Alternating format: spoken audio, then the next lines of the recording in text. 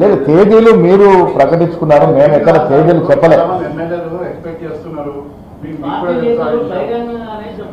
ఇప్పుడు ఒకటి మంత్రివర్గ విస్తరణ అనేది ఏఐసిసి పరిధిలో ఉన్న అంశము.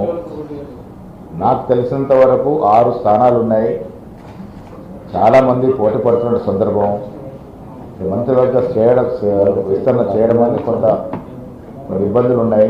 అతి త్వరలో తొలగిపోయి ఏఐసిసి ఒక డేట్ను ప్రకటిస్తామని ఆశిస్తాము. లేదు, మేము చేసిన కసరత్తు, మేము ఇచ్చిన అభిప్రాయాలన్నీ తీసుకున్నారు. వ్యక్తిగతంగా మా అభిప్రాయాలు తీసుకున్నారు, అందరు మూకుమ్మడిగా మా అభిప్రాయాలు తీసుకున్నారు. అందరు అభిప్రాయాలు తీసుకున్న తర్వాత దాన్ని క్రోడీకరించి దాంట్లో నుంచి ఒక నిర్ణయం రావాల్సింది. అది ఏఐసిసి తగు సమయంలో ప్రకటిస్తుంది.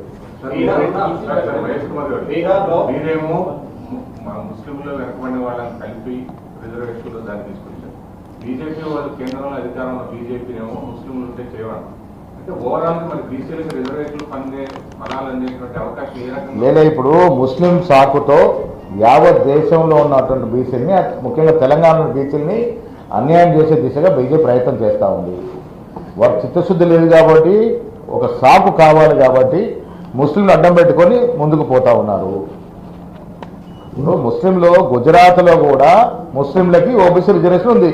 ప్రధానమంత్రి గారు 3 సార్లు ముఖ్యమంత్రిగా చేసిన గుజరాత్ రాష్ట్రంలో ఓబీసీలకు రిజర్వేషన్ ఇస్తా ఉన్నారు గత 50 ఏళ్లుగా. ఈ మాట ఎవరో కాదు, ప్రధానమంత్రి గారు చెప్పారు.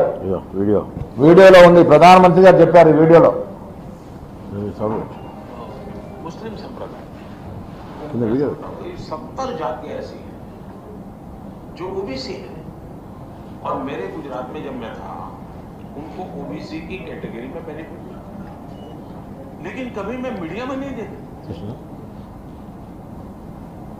ఏమంటున్నారు? దాదాపు 70 తెగలు ముస్లింస్లో ఉన్నాయి.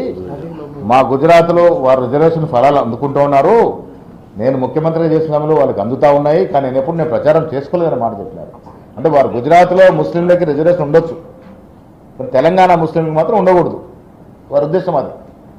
ప్రతిసారి కూడా కులాన్ని మతాన్ని అడ్డం పెట్టుకొని రాజకీయాలు చేస్తూ పబ్బం గడుపుతూ ఉన్నారు. వాళ్ళకి అదృష్టం ఏంటంటే ఇంకా దేశ ప్రజలు ఆ భ్రమలో పడి వారికి ఓట్లేస్తూ ఉన్నారు. కులం పేరిట, మతం పేరిట రాజకీయాలు చేసి దేశాన్ని నడపడం అనేది అత్యంత బాధాకరమైన విషయం. ఇది లౌకికవాద పునాది మీద ఏర్పడ్డ దేశం ఇది. దీన్ని అర్థం చేసుకోకుండా కులాల పేరిట, మతాల పేరిట మతాన్ని ఎప్పుడు వాడుకుంటూ రాజకీయాలు చేస్తున్నట్టు పరిస్థితుల్లో మనం ఉన్నాం. ఇది మంచిది కాదు. ఇప్పుడు సుప్రీంకోర్టు సీలింగ్, అందుకే సుప్రీంకోర్టు సీలింగ్ ఉన్నప్పటికీ కూడా తమిళనాడులో 69% రిజర్వేషన్ ఇస్తూ ఉన్నారు. దానికి కారణం ఏంటంటే వాళ్ళకు వెసులుబాటు పొందింది 9th షెడ్యూల్ చేర్చిన వల్ల. సో అందుకే మేము కూడా అదే రకంగా 9th షెడ్యూల్లో చేర్చి తమిళనాడు తరాలో తెలంగాణ కూడా ఎగ్జామ్స్ ఇవ్వాలని కోరుతా ఉన్నాం. ఈడబ్ల్యూఎస్ 10% ఇచ్చినారు కదా. ఏ రకంగా ఇచ్చినారు? 50% అధిగమించి 10% మళ్ళీ చేర్చినారు కదా.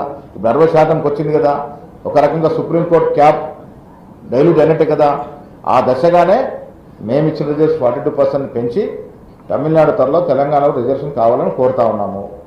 ఇది ప్రధానమంత్రి గారికి చిత్తశుద్ధి ఉంటే, బీజేపీ ప్రభుత్వం చిత్తశుద్ధి ఉంటే ఒకరోజు పని ఆ దశగా చేయాలని కోరుతా ఉన్నాం.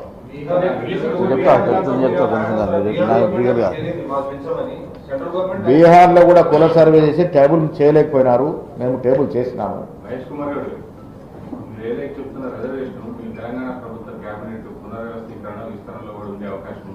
నేను ఇందాక చెప్పాను, క్యాబినెట్ విస్తరణ దీంతో పోల్చి ఇప్పుడు క్యాబినెట్ విస్తరణ చాలా అంశాలతో కూడుకున్న సందర్భం. ప్రాంతాలు, కులాలు, ఎమ్మెల్యేల సంఖ్య అన్నింటినీ ఛేదించి చేయాల్సిన పరిస్థితి. అయినప్పటికీ 2 మంత్రులు ఇప్పుడు ఓబీసీ వారు ఉన్నారు 12లో. ఇంకా 2 ఇవ్వాల్సిందిగా నేను కోరుతా ఉన్నాను పీసీ అధ్యక్షుడిగా. ఆ దశగా మేము ప్రయత్నం చేస్తూ ఉన్నాం. మేము చేసినంత కుల సమీకరణ, కుల న్యాయం ఓబీసీలకు మేము చేసినంత న్యాయం ఈ గతంలో ఎవరు చేయాలి? ఇస్తారు. వచ్చే క్యాబినెట్లో డెఫినెట్గా మైనార్టీకి మంత్రి పదవి వస్తుంది.